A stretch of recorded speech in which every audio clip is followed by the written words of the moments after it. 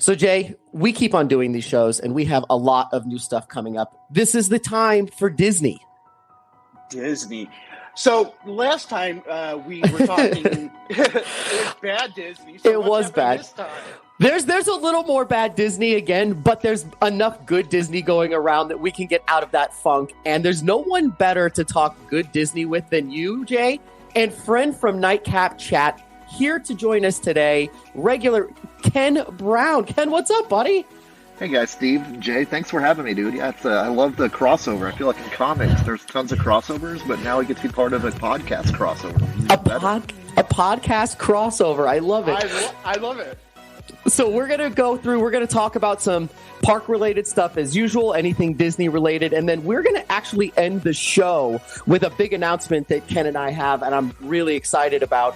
But also we're going to end the show with, we talked a little bit a while ago about the Star Wars Hotel, the Galactic Star Wars Galactic Star Cruiser, sorry. Whatever it is, it's in Florida. And it's a tongue twister. That's it is. Yeah, right now it is. So we started talking about themed hotels, and we came up with the list. If we could come up with our own themed hotels for a theme park, what would they be? So that'll be at the very end of the show. I'm Steve. I'm Jay. And this is Ken. Well, thanks. You're Ken. Yes, I'm Ken. And here we go with ink and paint. That was a rough intro, guys. Sorry about that. That's okay. Between not getting the name of the Star Wars Galactic Cruise Line in my head correctly and all of that. But thanks for joining us, everybody, on the Nightcap Chat podcast network. Ken, did you start that with them? Because the show started, Nightcap Chat started as a Twitch show, right? Yes, like I wasn't on the original Twitch version of it, but I guess Blade asked me to be part of it when we just went to grab lunch at a pizza place over in Goodyear. And I love podcasting. I mean, it's something that I've really taken a liking to. I'm a journalism major myself, actually broadcast business management. So I didn't know that. The business side of it. Wow, Ken, I didn't know that. That's cool. Yeah. That's very cool. I loved it. I used to always want to be a sports radio talk show host. You do know sports better than most people I know, so I can see that easily being a thing. But the joke is you own a comic book store located at what? In downtown Glendale, 1501 West Glendale Avenue in Glendale, Arizona, not California. That's right. I can never get it right. You know, that's Blade's joke. You guys have it memorized, so I just will let you do it. But no, it's pretty awesome. I appreciate it. You guys like that. I was kind of really embarrassed about plugging because I don't want to seem like I'm just shilling for business by doing podcasting, but I really do enjoy the art of podcasting. And unfortunately, like as I said too, technology kind of passed me back because I graduated from ASU back in 1999, and I was taught on the analog format of doing broadcasting. Really? Went digital and technology. Once again, dude, technology is going like 1 million miles per hour. It's like a light speed in Star Wars terms. Oh yeah, yeah. That's a really good segue into yeah. So we're going to talk about some Disney Plus stuff going on right now. And Jay, you're the most excited thing I think in your entire life is the Obi-Wan series coming this summer. Yes. So tell us what they did. So what's going on now? You know, if this couldn't get any better at first, you know, I'll just jump right into it. They're actually going to go ahead. The bad news is they're pushing it back a week. The good news is when they go ahead and finally be able to watch it on Disney Plus, you can actually see 2 episodes instead of 1. So, you know, I just love when you go ahead and introduce a series by dropping 2 episodes. Yes. It just, I get right into it. So I want more, you know, type thing. And I hate waiting a week. So this is great news. I think that they said that they did this so that they could give a bigger buffer between the, is it Moon Knight's ending? They wanted sort of to space out a little bit more. So instead of just delaying it a week, they're doubling up. And I love that too. Ken, do you like series that you have to wait a week, or do you like to binge it all whenever you can? Man, dude, Disney Plus is kind of spoiling me right now. Is like, I love seeing what's coming next. And like after Book of Boba Fett, I was already ready for Moon Knight to start. And it was kind of, you know, worth the wait, obviously. And so I'm already readjusting to the fact of like there's not something immediately week after week like when they first introduced their shows that seemed like, okay, let's transition between Marvel to Star Wars to Marvel to Star Wars, which is cool. but their content has been so entertaining to me. I love just jumping right into it. But the 2 episodes for one, I think, is awesome way to get you invested right away. And it's almost like mini movies you're getting to kick off the show. 100%. I feel the same way. In theory, it's an hour and 45 minutes, maybe 2. So yeah, you're getting pretty much a small film right up front. I think it's a great idea. Here's one where I like that they didn't, is the pilot episode of WandaVision, because we didn't know what was going on. And it ended in that bizarre way where the camera pans out and you saw that someone was actually watching WandaVision, and that made everybody talk about it for the next week nonstop. So I like that one because it was I think it was 28 or 30-minute episodes. WandaVision were short episodes, and the way that it ended was just such a huge cliffhanger, wanting more. But I do like having one you could go right into the next one. Yes. So that date is moved back a week. But speaking of which, so Obi-Wan is a 6-episode miniseries. It's not going to be an expanded series. They've already confirmed that it won't be going on further. So that's just where it's going to go. Now, it could always spin off into other character shows, but that's it.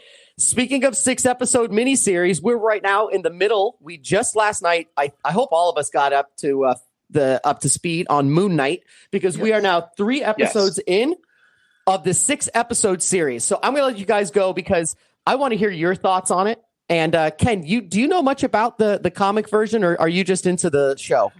I'm going to be totally honest. I was not a huge Moon Knight follower. I've spot read. I mean, I really enjoyed the Mike Benson and Charlie Huston story, but they've done 9 volumes of Moon Knight since it first incarnated in Werewolf by Night number 32. Not to mention they also did Marvel Spotlight 28 and 29, and a few Marvel Spotlight magazines that they did too, or Marvel Preview magazines, before giving Moon Knight his own series back in 1980. And so he's gone through 9 volumes since 1980, and he's been a hard character to get mainstream comic fans to grab onto. They kind of, with all due respect, like consider him a D-lister Batman. I can kind of see that. I can see that as well. More or less, say more or less like this is what Batman would be if he had dissociative identity disorder. And it's an interesting type of thing on it because, like, I do see a lot of similar things. Moon Knight is a very cool character, but the multiple personalities of the characters kind of consistently change from series to series. And I think that kind of more or less doesn't keep a consistent reader interested because it sometimes becomes too convoluted to follow. Does interesting in the comics he has the split personality as well?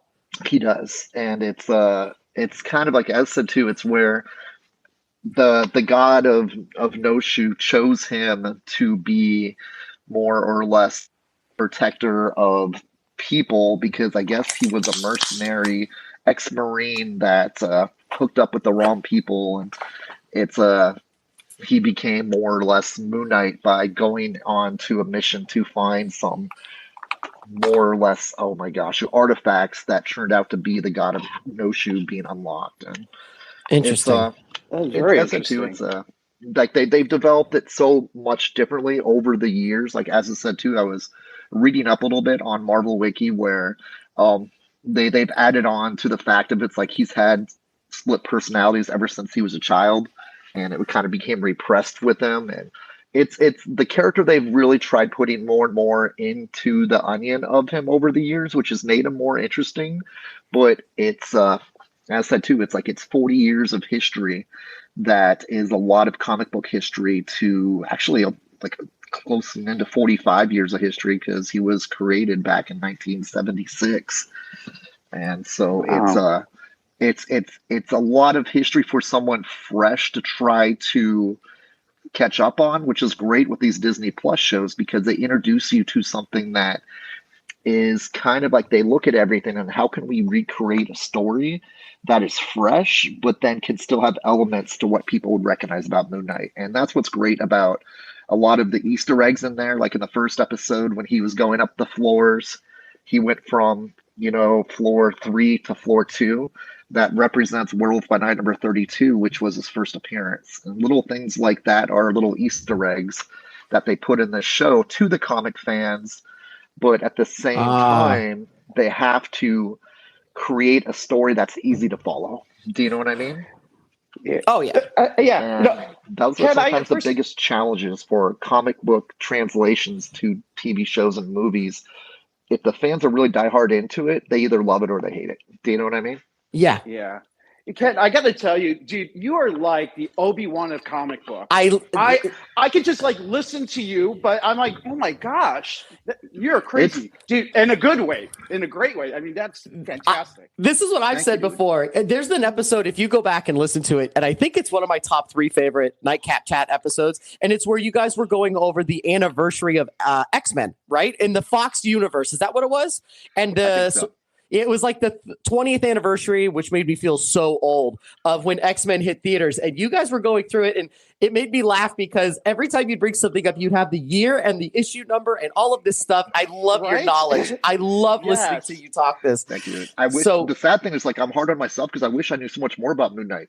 And there is people that are like Moon Knight aficionados that would like school me like all day long, which is great because I'd like to learn, because I said too, you only have so much time in a day. You can only read so many comics in your lifetime. So, and like Moon Knight, I said too, like I only read a few of the different a couple of different volumes, and there's 9 volumes. So content is, I totally respect these people that Disney hire to do the research on all this stuff, because they have to dedicate a lot of time to figure out what are we going to write that's going to be logical for fans, but then easy for a consumer that knows nothing about it to just jump in and enjoy it.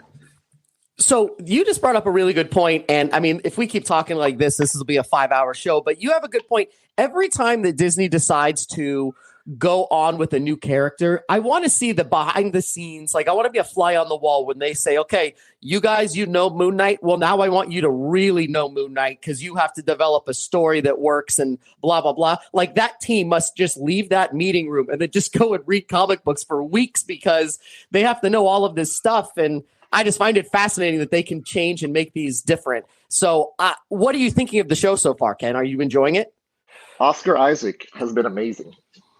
Yeah. I mean, I have never seen an actor that can go back and forth between such diverse personalities in a show ever. Like movies, yes, but TV shows, I don't think I've ever seen anything this appealing before.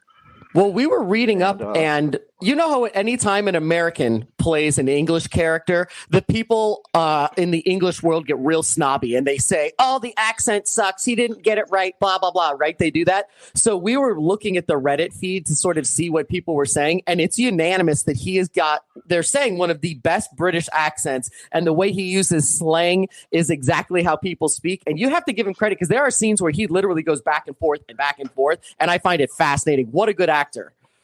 Yes. Jay? Yeah, he's an amazing actor. Jay, what are your thoughts on the series so far?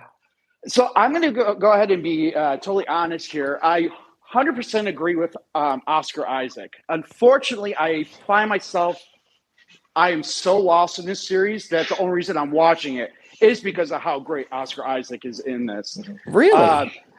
For me, this very last episode, I thought was fantastic. I loved how he jumped back and forth and the little jerk that he would do as he was switching over to characters.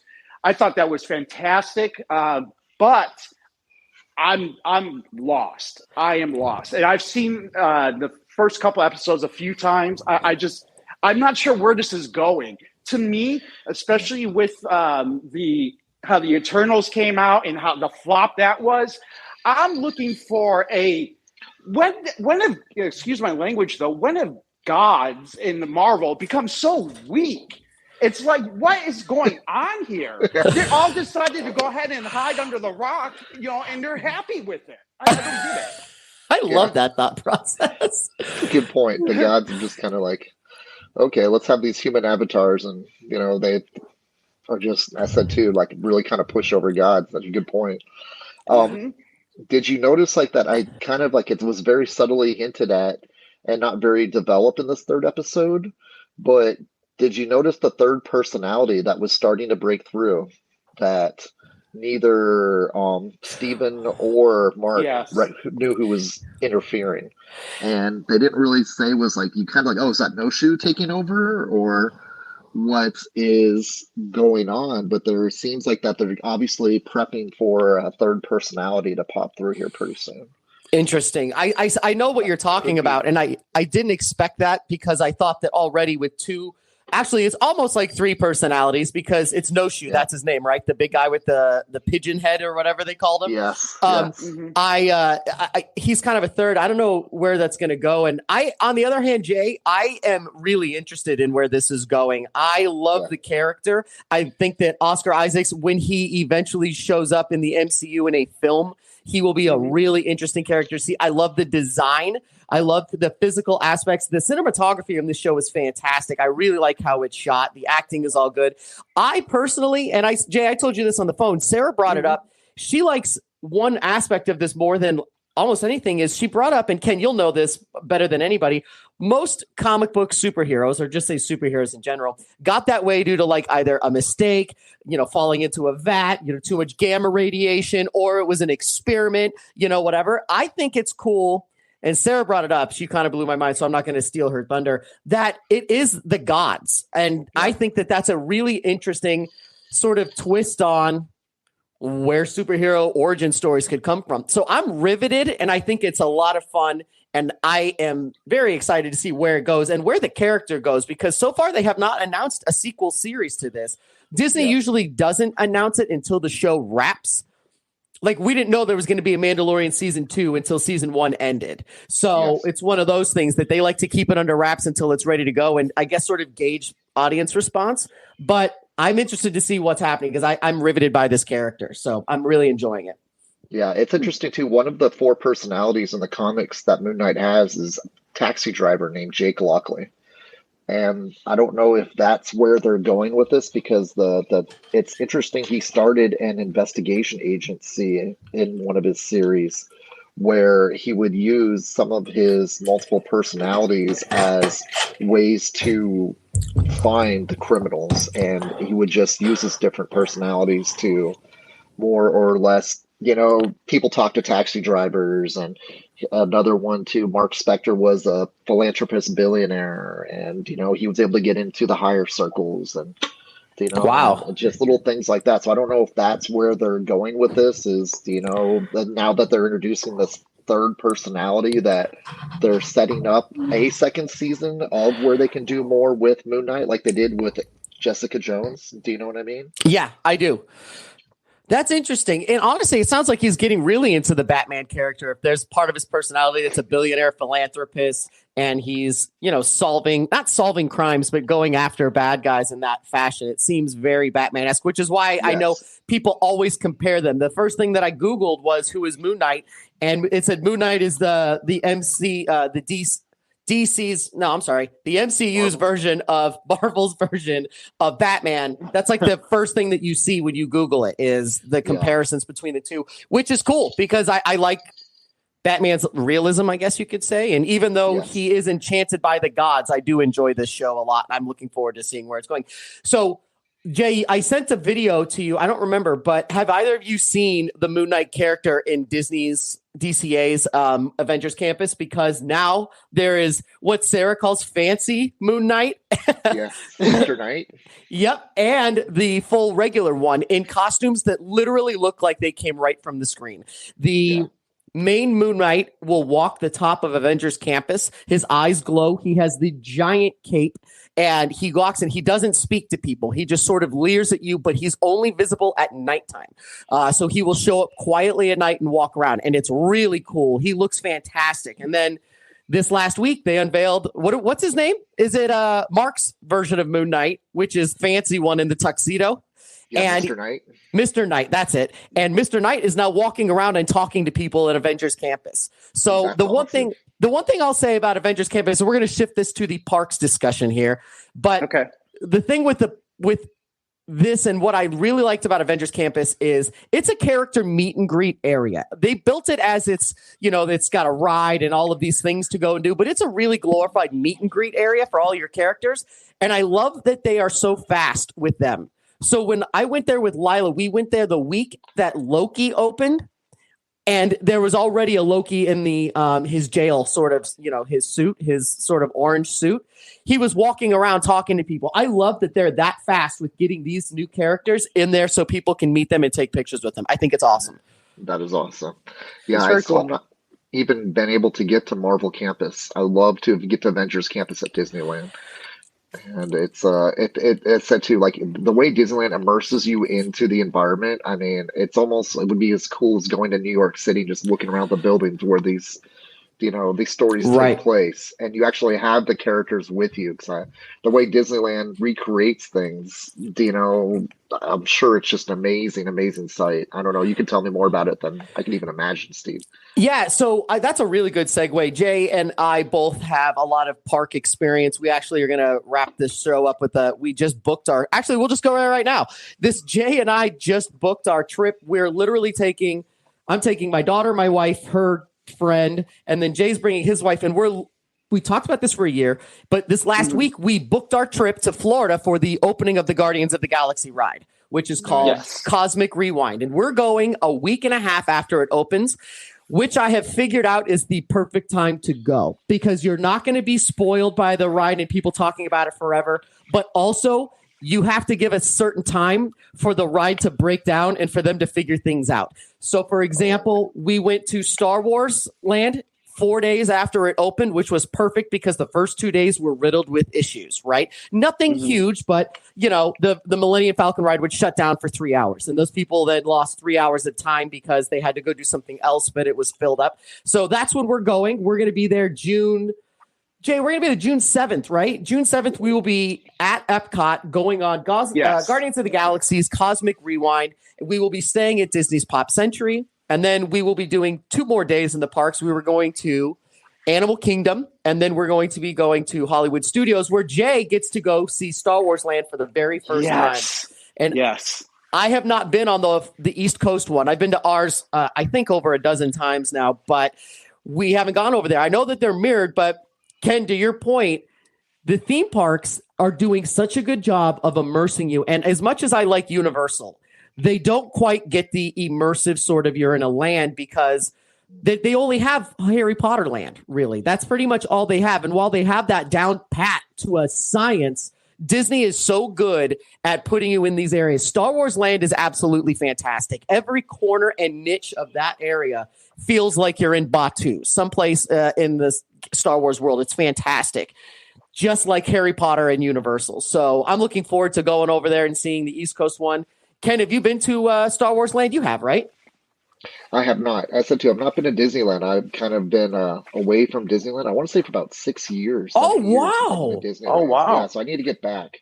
You're going to have to do like 4 days then because Star Wars Land takes you out almost an entire day if you really want to dedicate some time to it. But Avengers Campus is a cute area. I'm actually a fan of it, but it is a glorified meet and greet. The one ride that they have there is the Spider-Man ride, which is a A-list ride. I could give or take. I'm not a huge fan of it. It's cute and the effects are really great, but to me it's meh, whatever. But it's got a lot of good character meet and greet opportunities, a really good bar, and some fantastic food. So I'm a fan of the area and the theming. That Spider-Man thing that they do is fantastic. So I highly recommend getting out there and checking it out, Ken. I think you'll like it. That'd be awesome. I'd love to see them do something like where I'm a big fan of symbiote Spider-Man. Oh, of course you. Nice. Did you just crowbar your favorite thing? Because that's the other joke on Nightcap Chat is how many times you bring it up, and you brought it up on ink and paint. Nicely done. Yeah. All right, I would love to see them do like something like where more or less there is like some kind of room where they either have a projection screen that they can record of a symbiote coming over you and you merging with the symbiote. Yeah, that would be fantastic. Be kind of awesome, like where it more or less records you being symbioticized or venomized or whatever they want to call it, and you can take that video home with you as like one of the type of roller coaster rides or the log rides where they snapshot you going down to your face, all screaming all over the place, and your hands up and water in your face. You I know, think that would be awesome if you walked into a room where they could like more or less symbiotize you and, watch the suit jump onto you and you just like sit there and like and watch it come over you and make you into like a symbiote character. that And doesn't they seem record that it and you could take it with you. it doesn't seem that far off for me. I mean, there's apps on your phone that do that pretty much. You could make yourself look like a dog or a talking dragon in 1 second on your phone. It doesn't seem like that would be that tough, but that's a cool idea. I'm a fan of the idea, but it's funny that you bring up symbiote in this one because you bring up Black Suit Spider-Man all the time. It's hysterical.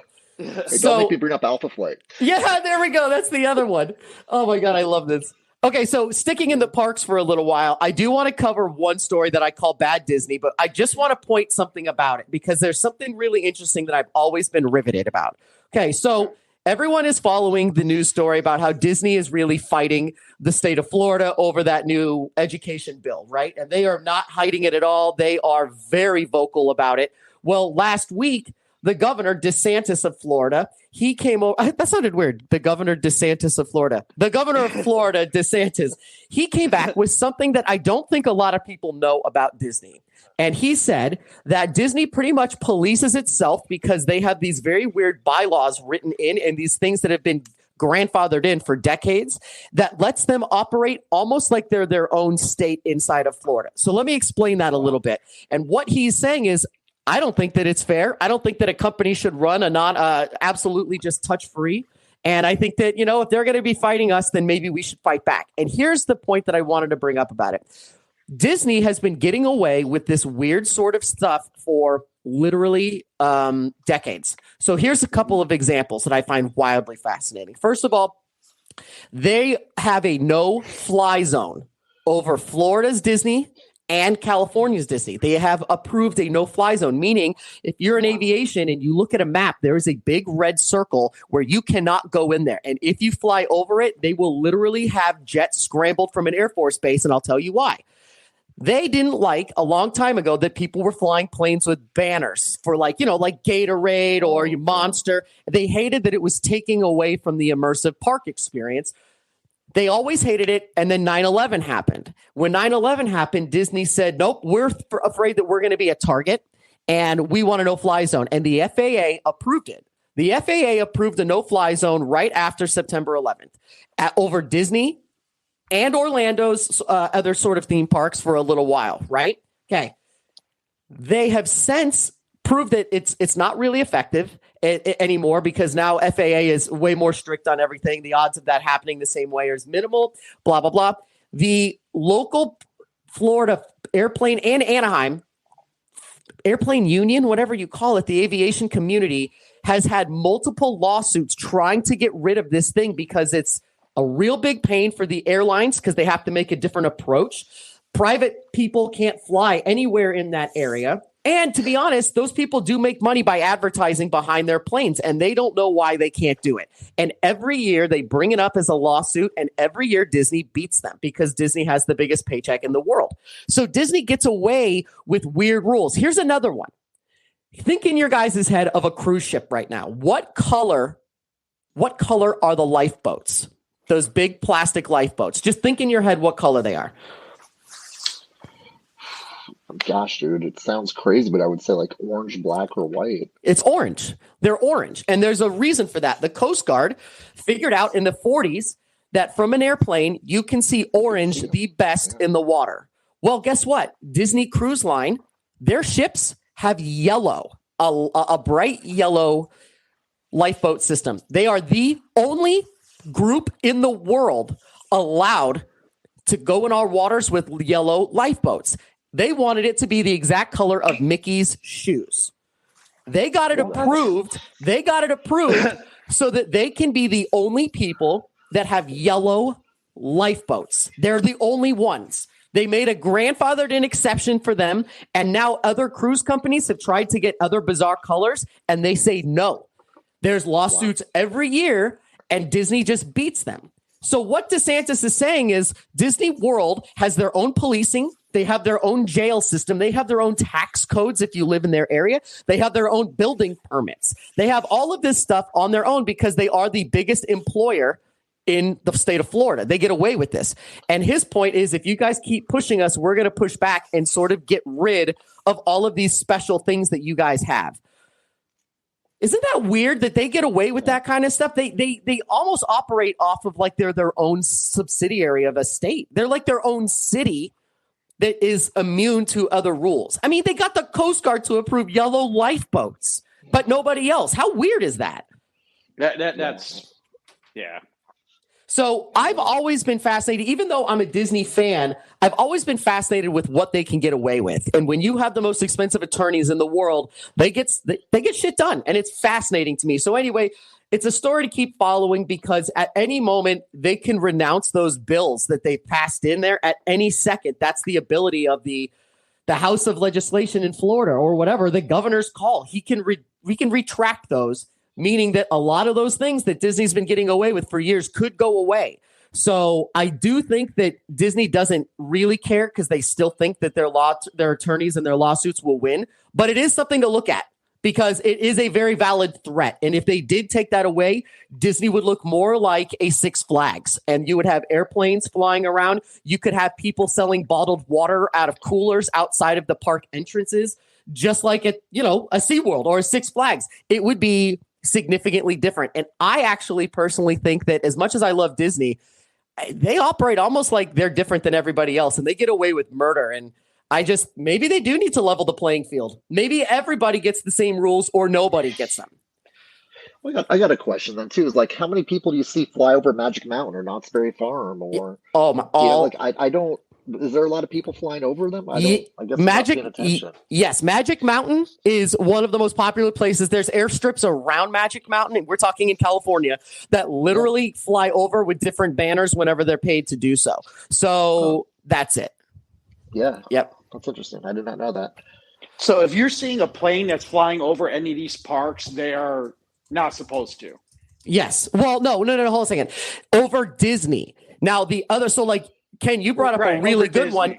No, Ken, you brought up a really good one because this is fascinating. Is only, I think it's 9 miles away, or maybe it's 6 miles away from Disneyland is Knott's Berry's farm. And guess what? Yes. You can fly a plane over Knott's Berry Farm. Even though it's only 9 miles away, they didn't spread that out because they didn't deem that they were an aviation threat.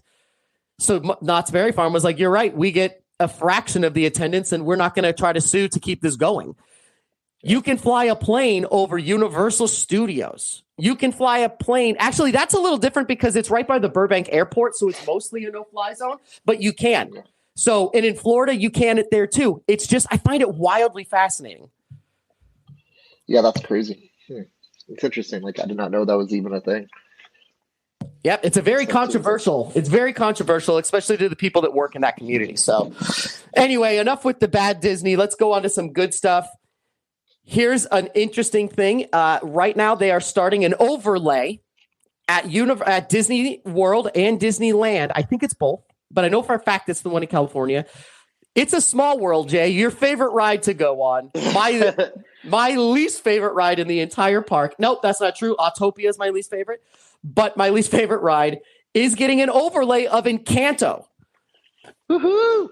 So, Wow. Jay, I love Jay. You just always laugh at this and make it a joke. I am not a fan of the movie. Jay really likes it. But yeah, so there will be a temporary overlay, which will make It's a Small World Encanto Town, or whatever we're calling it, where all of the little people will be themed differently, and it'll be based on the movie. I guarantee you, Jay, they're going to sing your stupid song in that movie. But that is going. No, don't say it. Don't say it, because we don't talk about Bruno. Okay. So why the change? Just to get a brand onto the Small World, or what? It did just win Best Animated Movie for the year at the Oscars, right? So it's weird to me because at first it was getting very weird ratings and people weren't a fan of it. But I think, Jay, your stupid point about that song has captured the world, and now people are literally watching it over and over again just because of the music. Lin-Manuel knows what he's doing, man. He knows his thing. And they're overlaying it. Disney loves to do this because it brings people to that section of the park. For example, Haunted Mansion is always busy, but when it is Nightmare Before Christmas, it's one of the busiest lines in the entire park.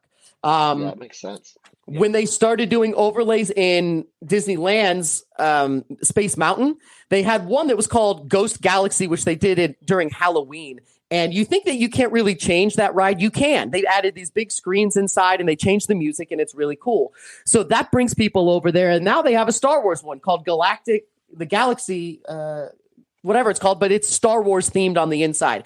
Overlays bring people back to that section. And if you're a fan of Encanto, that's going to really put asses in the seats over in that dumb ride. So that's why they do it. Apparently it doesn't cost them much to do except for the downtime, because it will take them a month and a half to shut that ride down to retheme it. But I think it works for them. It really does. Yeah, dude, I need to get back to Disneyland. It sounds awesome. What's going on here? That's changing. Well, they're also doing a permanent overlay over Splash Mountain. Splash Mountain is a little controversial since it was based off of the very controversial Disney film Song of the South, even though there was no tones of that in there besides Brer Rabbit, and Brer Fox. But they are doing an overlay on that. And I think that this is a genius idea. They're doing it based on Princess and the Frog. And that area is already New Orleans, so it makes sense. It's dark on the inside, and I personally love Princess and the Frog, so I think it's going to be – that's a really good redo to me. I agree. That sounds awesome. Yeah, so they're working on that right now. All right, so moving on to the next topic. Jay, I saw this the other day, and the pictures are funny because they're from the above, but you can't really tell. There was a power outage in Universal Studios Hollywood last week, and the power outage was so substantial that the generators couldn't even work. So the people in the Harry Potter ride, the Roku arms, which is the ride mechanic, they go down and you can just walk out of the ride. Here's the one that really got people screwed for over an hour and a half. The people that were riding the Transformers ride were stuck inside in almost pure darkness. Oh my gosh. So, you know what? It happens. It happens from time to time. Power outages are, an issue, but it's wildly funny to see that the people that were stuck inside, of course, they were given tickets back, fast passes for the rest of the day and everything like that. So it made their day, memorable. But I always think about the roller coaster people that get stuck. So, for example, a few years ago in DCA, before it was the Incredicoaster, that ride got stuck for, I think it was almost an hour going up. So those people were stuck on the upward part with no stairs to get down. And they had to bring in a cherry picker and try to help people out that needed to leave because they were literally staring into the sun. And a lot of people had to go to the bathroom. I always think about what happens if you get stuck and you have to go to the bathroom. That sounds like a nightmare. No, that's the thing. Have you guys ever gotten stuck on a ride? I've been stuck on rides before, but not long enough. We got stuck in Cars Land, and it was actually really fun because I liked that ride. And getting stuck in it was hilarious, but not substantial. Jay, have you? It never fails. Every time we're on Monsters, Inc., every single time it stops. And the last time I was on that ride, I had to pee. And I'm like, dude, I have to go to the bathroom. And he's like, oh, just be one more minute. I'm like, I'm going to go right here. So you got to figure it out. So that's so funny because that's such a slow, dark ride. I mean, you could easily just get out of your little Mike Wazowski car and walk out. There's a big difference between getting stuck in that than Transformers, which has fire, multiple levels, really big, scary things in there you could trip and fall over. Jay, Monsters, Inc. is such a little kid's ride. That's hysterical. And it's always right where all the doors are. Back and forth. Yeah. I'm always stuck there. That's hysterical. We get stuck. Now we just do it for a joke. I love it. Get stuck this time? Yeah, that's great. That's awesome. Ken, have you ever been stuck in a ride? I've been put on temporary arrest at an amusement park before. Does that count? Oh my gosh. What?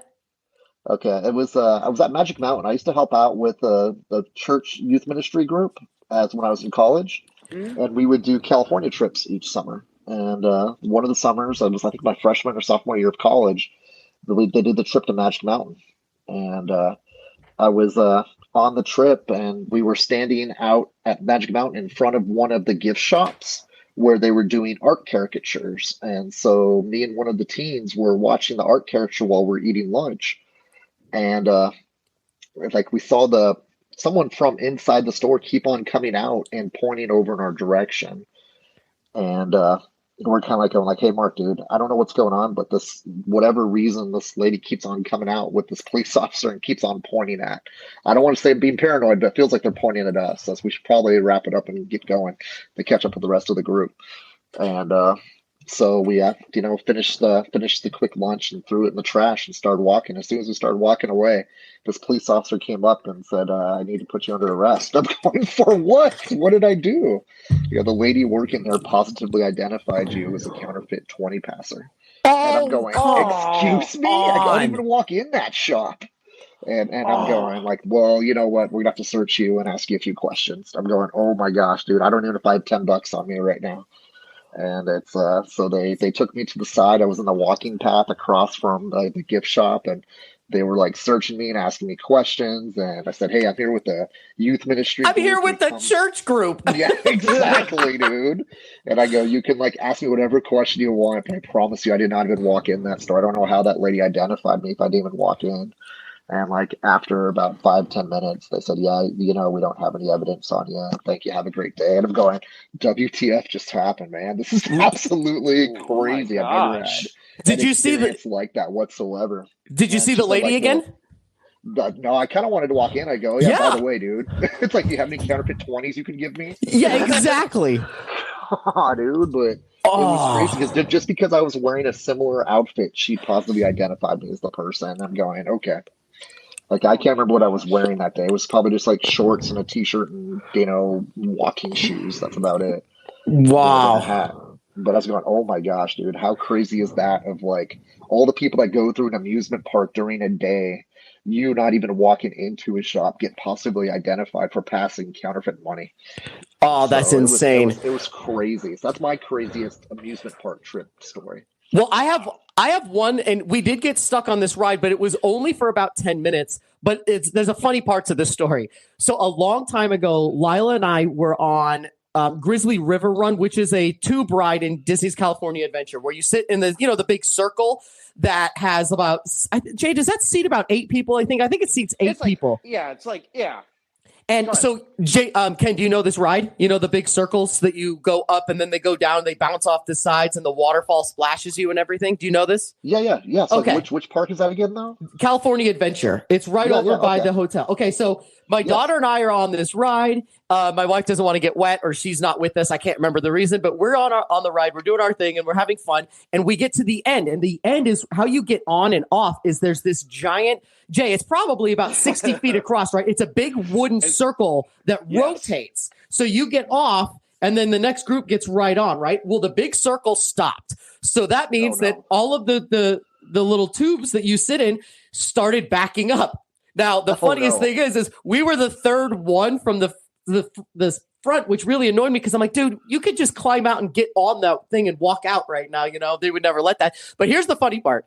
At the end of that ride, there is a fountain that sprays you when you go by that shoots out the side of a rock, so it's the last time you get wet on this ride.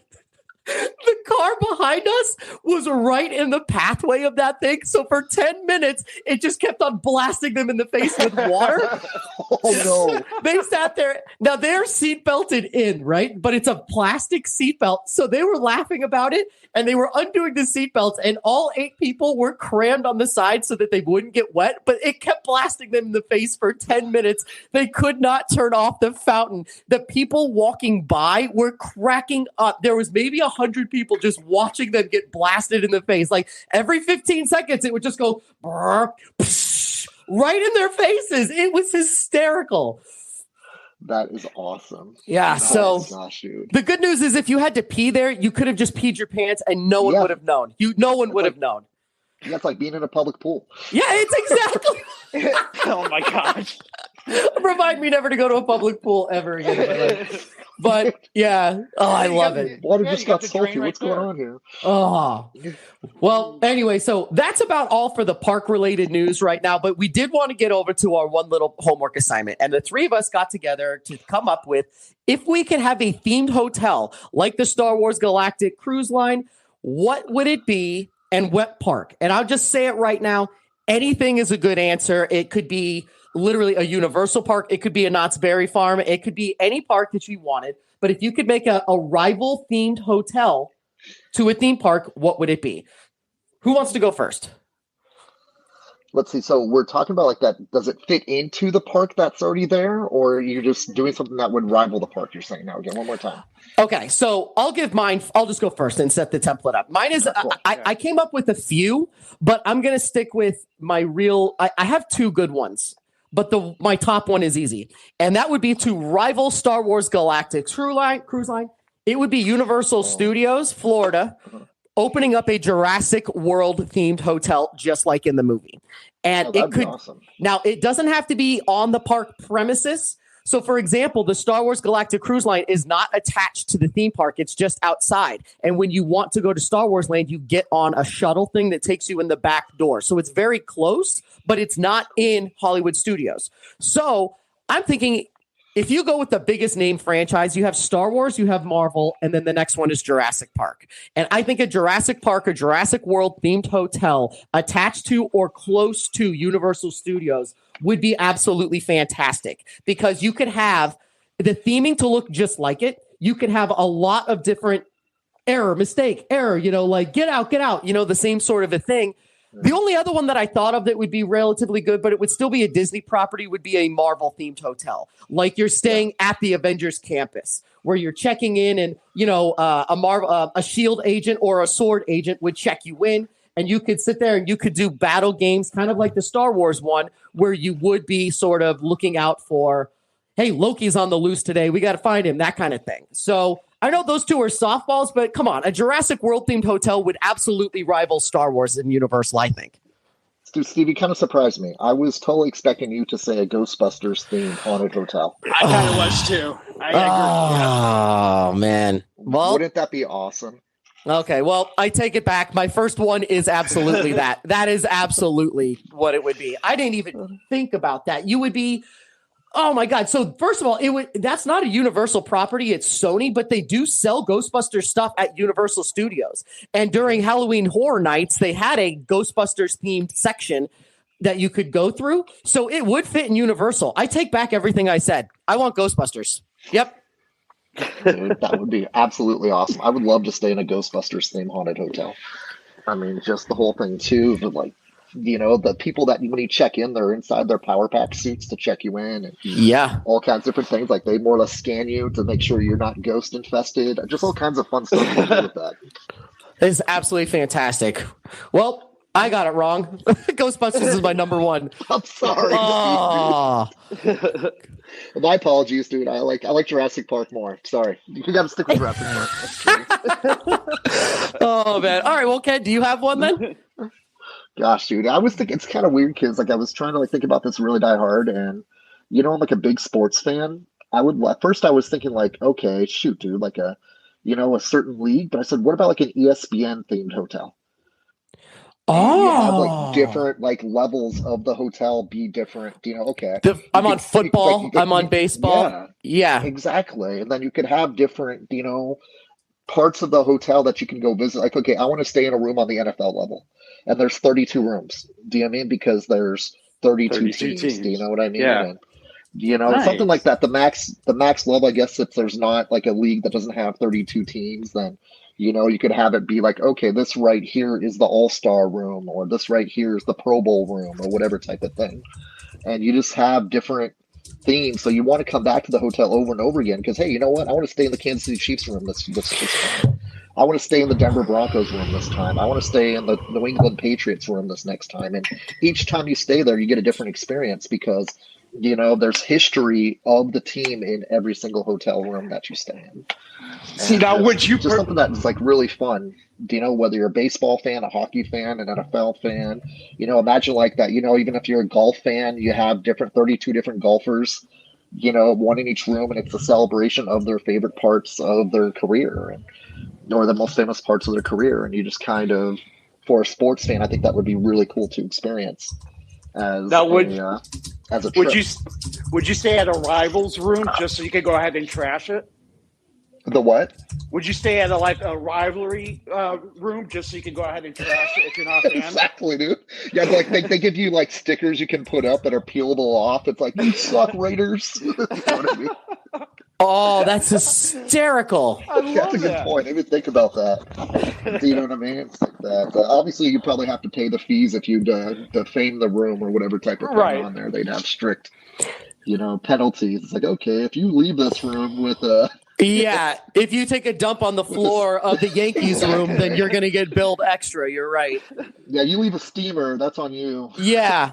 So you know what's great about, I love that idea, and it's a very Ken pick. I love that you could stay in whatever floor, like you said. But here's a good example. Jay, they have this already in Florida, except it's not sports. It's different things. So like we just stayed in the Art of Animation, and we stayed in the Little Mermaid building. They also had a Cars building, a Lion King building, a Finding Nemo building, and it's all themed after that film or franchise, right? Now they have one called All-Star Sports in Florida, and it's based off of just a general, almost cutesy version, almost like a video game version of each one. Like, here's the football one, and here's the baseball quarter, blah, blah, blah. But if it was an ESPN themed one, I think it would be better. You'd have really cool technology, screens. Obviously, the games would be broadcast in the rooms or in the hallways or the check-in. I love that idea. Well, you would hope so, because that they would broadcast it. But didn't you say the cruise lines don't even broadcast Disney Plus? Yeah, they don't, which is the weirdest thing of all time. And I don't understand, except if we're talking Disney owns ESPN, and it's not underway. So I think that anything on ESPN they would show. So, Jay, I also think that they didn't. You know what, Jay? That's a perfect answer. I have no idea, because you're right. Why wouldn't the cruise line or the hotels have Disney Plus built in? They don't, and it's idiotic. Yeah. Wow, that's crazy. They don't have Disney Plus as like a Nope. free option to No. watch when you're on there. No. Isn't Crazy. that You'd think that'd be a stupid? great advertising opportunity for 'em. That's exactly what Jay said last episode. It makes no sense. Yeah. Yeah. All right, Jay, what do you got? Free trial. Yeah, exactly. Right. Yeah. So I went a little different here. Actually, my idea for a hotel would have to be from Squid Games. Oh my God. Okay, well, wait a minute, Jay. How are we going to do this? Well, that was like one of my answers. I have a couple different ones, but can you imagine just one big room with just bunk beds? And Bunk you have to beds? share with everybody. Yeah, and then everybody gets time a of day. cookie that they have to lick the back of to get into their room key or something. Oh my God. And then there's tug of war to see who gets to check out first, and if you lose, you die. Interesting, Jay. 900 rooms and only one checks out. Oh yeah, that's true, dude. Oh, what an You insane. would have to wear the outfit the whole time you're there. Oh my God, a different number? That would be awesome. Different number. Okay. All right, Jay, let's think. Do you have another one that's not so death related? Exactly. So, my other one is No, I don't want to stay in that hotel at all. no. My other one was actually, I think it would be cool if they did a true Indiana Jones type theme. Oh, that'd be cool. I'm not talking about like where you have the cast members all wearing the same thing and they have their name tag. I'm talking about like, I want food served from someone that's from Cairo. I want that whole experience. I want to be able to go to my room and do like a combination or push out a statue to open my door. That kind of thing. Oh, man. Your first one was kind of jokey. You're right on here with something. I like this idea because the franchise is continuing. They just finished filming this next one. So they're hoping that this thing keeps going. That's a fantastic one. I love the idea of solving puzzles to get in your room. Almost like your hotel is a, what are those games that you go to? Those not panic room, those. Oh, yes. Survival rooms, whatever. Yeah, one of those. It's almost like you'd have to solve stuff and get out. I like that idea, Jay. Mm-hmm. And you could even dress it up. I mean, as far as you could have, extreme, you could do like the whole tiger theme. You have real tigers, not like walking around, but you could have like security guards, with like, fake swords walking up and down the rooms, checking in on things. I think that'd be cool. Yeah.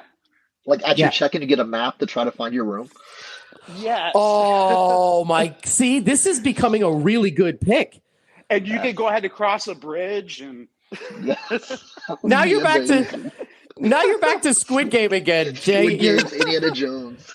Yeah, Jay, I think Jay's point is that he doesn't want his entire family to survive the trip. Oh my gosh. Yeah, Sky. Yeah, Sky, you go first. Go check us in. Yeah. you imagine walking through the hallway, you got all of a sudden you got a duck because a sword is coming at you? Yeah, exactly. A blow dart in the back of the neck. Yeah. No. Those aren't people with swords getting ready to cut off her head. Those are the valet parkers. Yeah, that's valet. Oh my god. Oh. Jay, well, Awesome. before it got into death territory, that's a really good pick. I enjoy that a lot. I think that all of these ones were good. The sports one, both of those actually make geographical sense too, because in Florida is the ESPN World of Sports, which is on the Disney property. And that's where they played all of the NBA games during COVID. They do a lot of those things. So I feel like that would actually be a really good pick. I think it could be expensive because of, the rights of all the different leagues and stuff. Those leagues are very privately managed and owned. So I think it would be a costly thing. But if you just did ESPN's sports hotel and you took generic sort of things or ones that were approved, that'd be fantastic. Except it's a Disney property. So I guarantee you one thing is for sure. You're definitely going to stay in either the Anaheim Angels room or the Mighty Ducks room, since Disney is part owner of both of those franchises. So yes. Yeah, I always get the advertisements will be like for Anaheim Ducks and Angel games. Exactly. Like go to the Mike Trout signing this weekend. Yes, exactly. Yeah, you can. Well, you know what? I mean, oh man. See, now I start thinking about the logistics, if it's even possible to do that thing, but I don't know. I enjoy it. That's a good pick.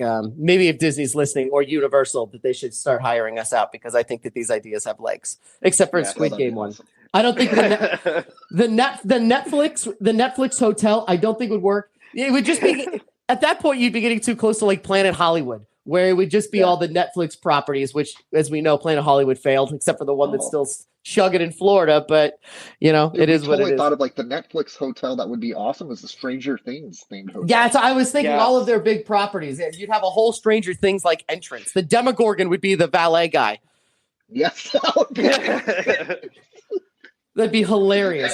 And you gotta have like you don't want to stay in the basement levels, because it's like everything's upside down. Upside down. Oh my god, that'd be hilarious. The lights and all of it would be on the roof. Yes, that would be amazing. Oh man. Okay, now I'm changing my pick again. I want a Netflix themed hotel. Now, another one too is like, I think Universal Studios may have something like already on tap, not on tap, but something like that. It's at least a visit at Universal Studios, but can you pull off a Back to the Future themed hotel? Oh, see, now I would personally love that, except they yanked everything Back to the Future out of the parks except for the music. So I guess that's because, Back to the Future is not in any of them anymore. It used to be a ride, but they turned it into Terminator, and now it's Minions. So that's all gone. I just don't think that the popularity is there anymore for it to actually be sustainable, but that's a good one. Yeah. I thought you were going to say Mario, because Mario Land is opening up, and you could do a Nintendo themed hotel easily. You could have the Kirby floor. Absolutely. You could do the characters they've made that park look fantastic. So I think you could do it. There's enough Nintendo games where you could stay in the Zelda wing. You could stay in the Mario Kart wing. You could do the Metroid wing. The Metroid. Yeah, there's enough big properties that they own that you could really, really do a fun, I think, experience there. So, Well, I think the whole outside of a hotel for Nintendo should be like Tetris blocks and stuff. Yeah, absolutely. Super cool. Yeah. Mm-hmm. Yep. Well, I like all these ideas. See? We're onto something. Yeah, dude. The thing too, it fits like you can once again do like a maze room inside of one of the hotels at Nintendo, like a Zelda maze. You have to try to find some like more or less treasure hunts, or mark off on your paper the different things that you find inside the Zelda room and stuff like that. Would be awesome. See, that would be fantastic. I know that the park is very interactive. You get coins when you walk in. More times you do rides, you get more points and coins. So I know that that's what they're doing in the theme park, which opens up when, Jay? 2023. We don't know when, but it's next year for sure in Hollywood. It's already opened in the one in Tokyo, but it'll be opening here, and I think it's going to crush. I think it's going to change the way that whole park operates. It's going to be so popular. But awesome. I think it's going to be really difficult to get into for at least the first year. So unlike when Harry Potter opened. Ride alone. Exactly.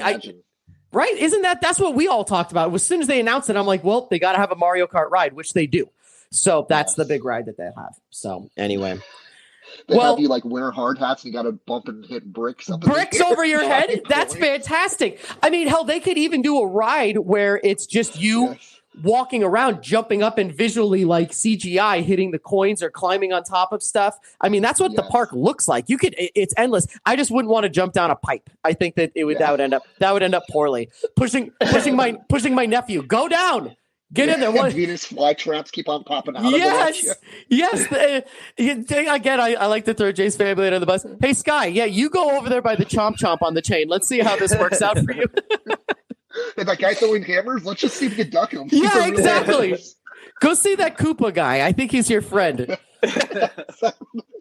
No, don't worry. Those bullets won't actually hit you. Yeah, no. You're going to be good, Sky. Go check those out real quick. Tell me how it is. Those things are so big, you'll see them coming. You can just duck them, all right? Just jump over and duck them. That's all you got to do. Yeah. They're the biggest bullets you've ever seen. Well, one thing that we'll end this conversation on this tone, and I don't know, have either of you guys seen Sonic 2 yet? No, not yet. Well, it's very good. It's very, very, very good. I loved it, actually. I thought it was wildly fun and had a lot of heart and sweetness to it. But I'll tell you, the director has made almost nothing big, except for he made Sonic 1 and Sonic 2, which are just money monsters. Well, the other day, he said that he had been approached and he is open to the idea of making a Super Smash Brothers movie. Oh, nice. Do you guys have any interest in that, or do you think that could be potential? I mean, they made a Pokemon movie with Ryan Reynolds that was wildly fun. I think it's one of Blade's favorite movies, actually. But do you guys would you be into a Super Smash Brothers film? What would you do as a story for it? I have no idea. I mean, they made Mortal Kombat a movie. How did they make that story work? Ken, you watched it, right? Yeah, that's a good point. You can make pretty much anything, put a plot behind it. That's a good point, dude. Yeah. I'm trying to think of like what would the adventure be like?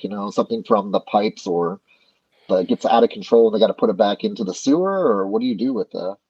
I don't know. I don't know. Kind of like sewer monster comes to attack the city. Super Smash Brothers will save the day.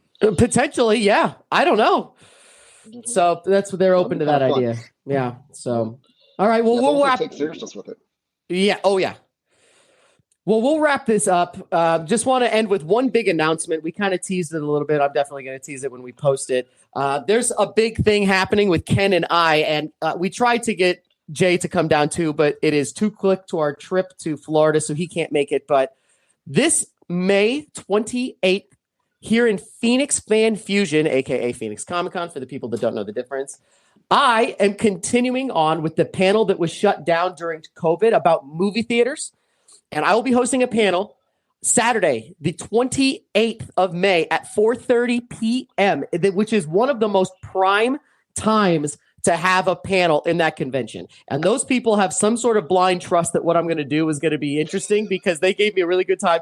But I will be there. So if you're going to be at Fan Fusion, make sure that you go to the Silence is Golden panel on the 28th of May at 4:30 p.m. But the real reason I'm pumped about it is one of the panelists is Ken Brown. Are you pumped, Ken? We're going to be up on the stage talking movie theaters and movies and obviously comics. Oh my gosh, who wouldn't be excited for this panel? If you guys have any moment of time at the convention, you got to make the time for this. This will be a lot of fun. I mean, movies, comics. I mean, didn't you mention to me that Harkins may be there as well? Harkins is going to be there. I tried to reach out to the drive-in theater, but they are so not good at responding. But I'm also working on the Majestic, which is another local theater that used to be the Alamo Drafthouse. They were supposed to be a part of my panel before. So I actually have a call later today with the lady that does PR for them. So hopefully we'll have a lady from there and maybe the person from a drive-in if I could really get them on board. But if not, it's going to be my co-host Brian and I talking movies with a Harkins representative, the owner of Drawn to Comics, and maybe some more. But we're going to have an hour talking about movies and the movie theater experience and what's changed. And the good thing is Harkins is an Arizona company, and Harkins, I think, is on the forefront of changing things up. They were the first ones out here to have a bar in the theater. I thought it was fantastic. Yes. They were the first ones to fully embrace assigned seating. Their theaters are iconic and huge, from the Cine Capri to the one that's in, it's called Camel View, where they do outdoor movies on the weekends. It's absolute, and they project it up on the wall. Their food is fantastic and everything. I'm a huge Harkins fan, so I'm pumped to get somebody on the stage and talk movie theaters with you and them. So again, May 28th, Phoenix Fan Fusion. Set your schedules if you are there. Ken will be on the panel talking in front of however many people show up. I'm really excited. So thanks again for joining, Ken. No problem. I greatly appreciate it. I can attest to your Harkins, like going progressives. Even back in high school, I remember going to see Terminator 2 for the first time inside a Harkins theater. That before the show even started, must have been opening night. 'Cause I remember the guy that, I don't know if it was Dan Harkins or somebody that was high up in management, came up to the front of everybody and said that welcome to Terminator 2. This is the first time we're testing out this new THX sound system that they were doing. And once again, Whoa.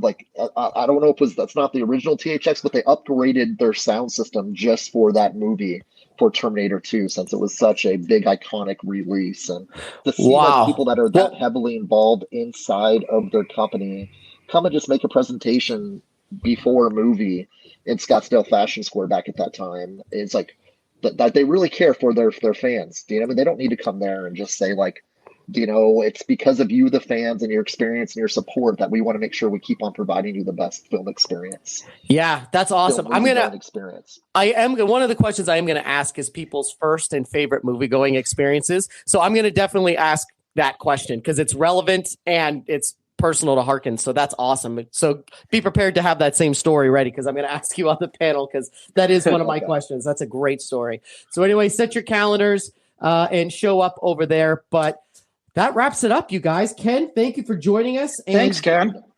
Thanks for having me, guys. It's always good being with you guys, dude. Yeah, for sure. We'll keep you on again, and we'll talk more stuff. Maybe when Moon Knight wraps or when Obi-Wan starts, we'll get going. But make sure you subscribe, follow Ink and Paint on Instagram, where we are the Ink and Paint Show. Right, Jay? Is that what's called? Ink and Paint Show on Instagram? You should be able to find it. We are friends with the people on Nightcap Chat. So if you find them and you follow us, we'll keep you posted with park-related news. And then, of course, we will talk about it like we do here. Ken, thanks again for joining us, buddy. I appreciate it. When is the next Nightcap episode? Good question. I said too, it's like we always look forward to doing more shows. And I said too, I've been kind of busy myself lately. I apologize for being so wrapped up in so many other things. But hey, you made time for us this morning. Lately. You made time for us this morning, so thank you. Yeah, so always reach out, and I'll, like you said, whether I'm there or not, you guys, dude, I want to hear more Nightcap Chat no matter what. Right on. All right, Jay. I love you guys, dude. I said too, it's like that. Please share with me a link from this episode too. That way I can share with Drawn to Comics Facebook and Instagram. Will do. Or at least definitely that way we can get more and more love towards everything out there that we guys do. I love your company. The people there that came to the Ghostbusters screening were awesome. When I went to the store, they were great to talk to. So I love the group of people that you work with, and hopefully they can come out to Fan Fusion and harass us on stage. I'm pretty sure they will. I talked to some people already about it at the store, and they're kind of like, okay, cool. I'm going to try to make room for that. Yeah, that'd be awesome. That'll be pretty exciting. Billy, cool. I'm sure you know Billy from Nightcap Chat listenership. Yeah. Dude, Billy's already planning on being there, which is really fun. Right on. See, hopefully we can get Blade and maybe even Lance to come too. That'd be fun. Try to pack that room with people that can ask stupid questions and really throw us off of our game. That would be great. Yes. Oh my God. You know what would be so funny? Idiot, which would be blast. No, wait. See, that'd be great. You know what's fun? I know he listens, or maybe he doesn't. I don't know. If we had Blade come over there, he would just be the one guy in the audience that goes, I don't even like movie theaters. I watch it at home. And we'd be like, okay, next question. Thank you, Blade, for your positivity. Jeez, dude. He knows I'm joking around. He doesn't listen anyway. Well, anyway, thanks again for joining us, Ken. Great time. We'll get you on next time. Jay? Thank you, Steve. Thank you, Jay. Thanks again. Thanks, good timing. Ken. Yes. All right, man. Well, thanks again. Follow us. Make sure you listen to everything that they have on the Nightcap Chat Network. And as we say in the show, be greater. Be yourself.